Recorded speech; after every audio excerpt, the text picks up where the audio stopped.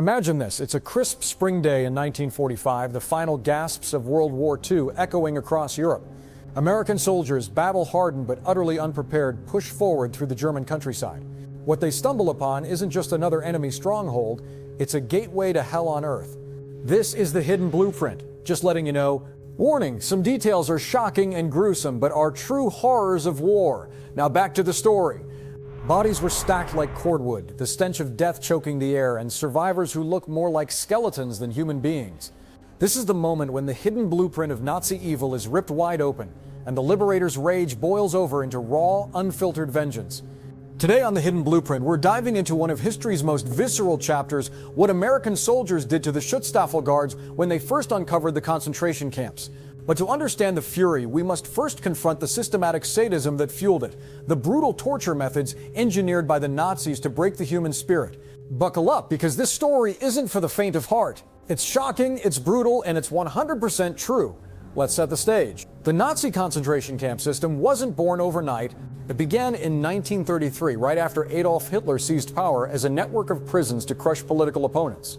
Dachau, the very first, opened its gates on March 22nd of that year near Munich, Germany.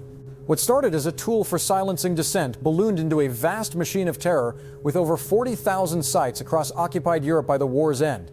These weren't just detention centers, they were factories of suffering, designed to exploit, degrade, and exterminate.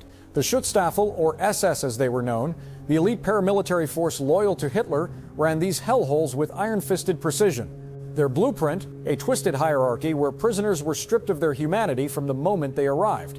Picture arriving at a camp like Auschwitz or Dachau. You're herded off a cattle car. After days without food or water, the air thick with fear and filth, guards scream orders in German, dogs snap at your heels. First, the dehumanization ritual. Your head is shaved bald, your clothes ripped away, replaced with striped pajamas that hang like rags on your frame. You're assigned a number, tattooed on your arm. No more name, no more identity. Badges sewn onto your uniform mark your crime. A pink triangle for homosexuals, a black one for asocials, green for criminals, red for political prisoners, and the yellow Star of David for Jews, often doubled into a triangle for added stigma. This was the Nazis' classification system, a blueprint for divide and conquer. But the real horror began with the daily grind of torture. Starvation was the baseline. Prisoners subsisted on rations as low as 200 calories a day, a watery soup of rotten vegetables, a scrap of bread infested with sawdust. Bodies wasted away, turning people into what survivors called Musalmänner, hollow-eyed wraiths, shuffling ghosts devoid of will, too weak to even swat away the lice that swarmed their skin. Disease rampaged unchecked: typhus, dysentery, tuberculosis. The Nazis deliberately ignored outbreaks, letting epidemics cull the weak.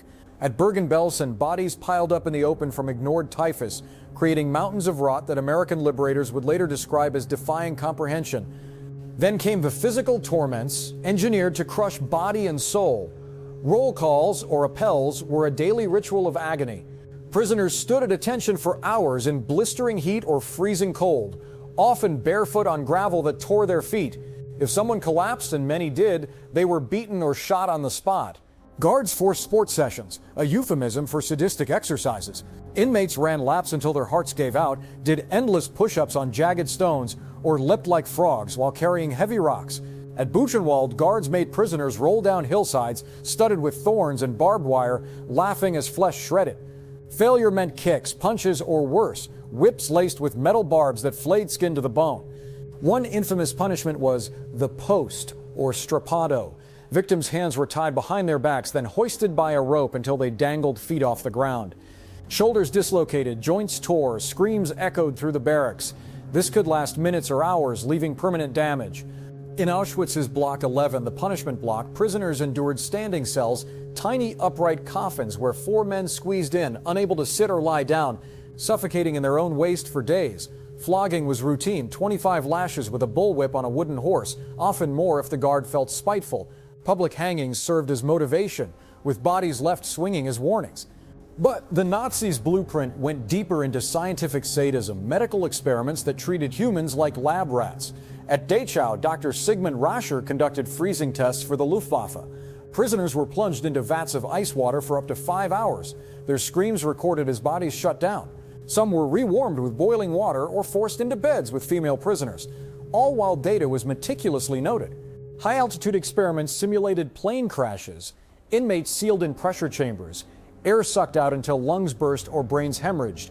Over 200 died in agony for science. Dr. Joseph Mengele, the angel of death at Auschwitz, obsessed over twins. He selected pairs from arriving trains, promising better treatment, a lie. In his labs, he injected dyes into eyes to change color, causing blindness and infection. He sewed twins together to create conjoined siblings, watching gangrene set in without anesthesia. Amputations, sterilizations, deliberate infections with typhus or gangrene, all documented with cold precision. Seawater experiments forced prisoners to drink only salt water, leading to madness from dehydration, tongues swelling until they couldn't scream. At Ravensbrück Women's Camp, doctors practiced bone grafts and sulfonamide tests, infecting wounds deliberately to study antibiotics, letting pus fester while limbs rotted. Psychological torture was equally refined. Kapos, prisoner overseers, often criminals elevated by the SS, pitted inmates against each other for scraps of power. They beat their own to curry favor, creating a web of betrayal. Guards humiliated, forcing Jews to scrub streets with toothbrushes while crowds jeered, or making prisoners sing anti-Semitic songs during marches. In the quarries of Mauthausen, slaves hauled 100-pound stones up the stairs of death, a 186-step nightmare where exhaustion meant tumbling to doom below. The death marches at war's end, evacuations where guards drove starving prisoners on foot for miles, shooting stragglers claimed tens of thousands. This was the blueprint, not random cruelty, but an engineered system to erode dignity, foster despair, and maximize death. By 1945, over 11 million had perished in the Holocaust, 6 million Jews alone. The camps weren't hidden. Whispers reached the Allies, but the full scale? Unimaginable until liberation. Now fast forward to April 11th, 1945. Elements of the United States 6th Armored Division approach Buchenwald near Weimar, Germany. What they find shatters them. Over 20,000 prisoners, many near death, in a camp designed for 8,000. Barracks overflow with emaciated bodies, the living indistinguishable from the dead. The smell, decay, feces, disease hits like a wall. Stacks of corpses, some partially burned in makeshift crematoria, line the paths. Survivors too weak to cheer stare with hollow eyes. The SS had fled days earlier, but prisoners formed resistance groups, capturing 76 guards hiding in the woods. Enraged inmates beat some to death in the detention cells, their fury a mirror of years of torment. American soldiers, witnessing the aftermath, largely looked the other way. Reports note guards severely beaten, some dying from injuries.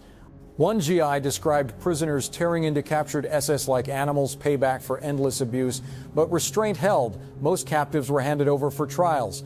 General Dwight Eisenhower visited nearby Ohrdruf subcamp days later, vomiting at the sight of torture devices and lime pits of bodies.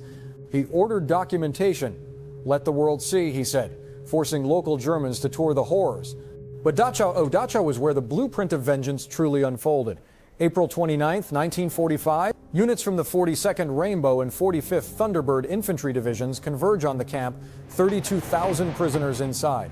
Approaching, they spot a death train, 39 boxcars crammed with over 2,000 corpses from Buchenwald, rotted after weeks in transit. Maggots writhe, limbs protrude, soldiers gag, rage ignites. Inside, chaos. SS Lieutenant Heinrich Wicker surrenders with 560 men, but not all comply. Gunfire erupts. Some guards resist, others flee. Lieutenant William Walsh, leading a patrol, discovers boxcars of bodies and snaps. When 4 officers emerge with a white flag, he marches them into a car of corpses and shoots them point blank. His men join, executing them amid the dead. Walsh then rounds up 122 guards in the coal yard, segregating SS from Wehrmacht. No prisoners, a soldier shouts. Machine guns chatter, dozens fall against the wall, 30 to 60 SS mowed down in seconds. Private Harry Krause sets up his Browning, but the killing's done before he fires. More reprisals ripple. An SS man in a Red Cross armband is shot trying to escape.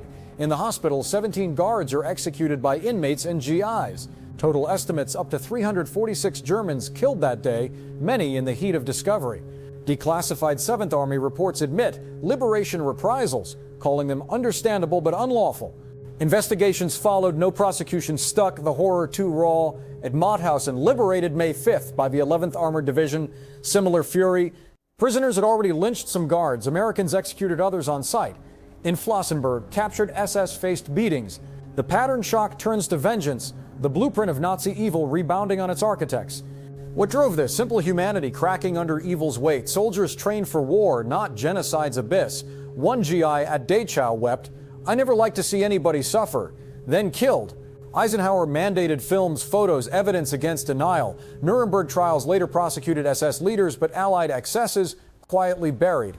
This story exposes the hidden blueprint, how evil begets evil, how justice blurs into retribution. The camp's tortures, freezing baths, floggings, experiments forged unbreakable rage. Yet amid horror, humanity flickered. GIs fed survivors, medics saved lives. Remember, over 1.1 million died at Auschwitz alone, 90% Jews. This isn't ancient history, it's a warning etched in blood.